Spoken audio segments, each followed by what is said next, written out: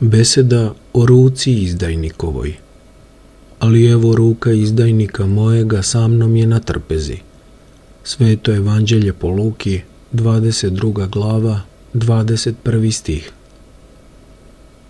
Najteže je jednom vojvodi vojevati kad ima neprijatelja i unutra u logoru.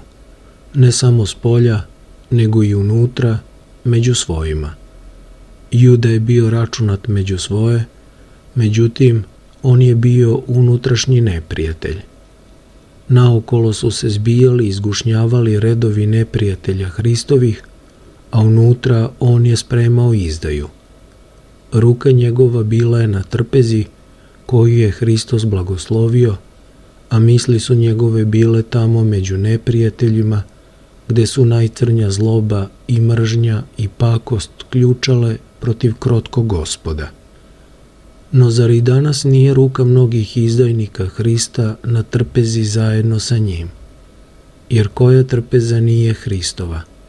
Na koji trpezi nisu njegovi darovi? On je domaćin i on kormi i poji svoje goste. Ništa gosti nemaju svoga, ništa. Svako dobro i svako obilje koje im se daje, daje im se rukom Hristovom. Nije li dakle Hristos prisutan svakoj trpezi kao domaćin i kao sluga? I nisu li dakle ruke sviju onih koji i danas izdaju Hrista na trpezi zajedno sa njim? Jedu njegov hleb, a govore protiv njega. Greju se njegovim suncem, a klevetaju ime njegovo. Dišu vazduh njegov, a ustaju protiv crkve njegove. Žive od milosti njegove, a njega izgone iz svojih domova, iz svojih škola, iz svojih sudova, iz svojih knjiga, iz svojih srca. Gaze njegove zapovesti voljno i zlobno. Rugaju se njegovom zakonu. Zar to nisu izdajnici Hristovi i sledbenici Judini? No ne bojih se. Bog nije naredio da ih se bojimo, no da čekamo i vidimo njihov kraj.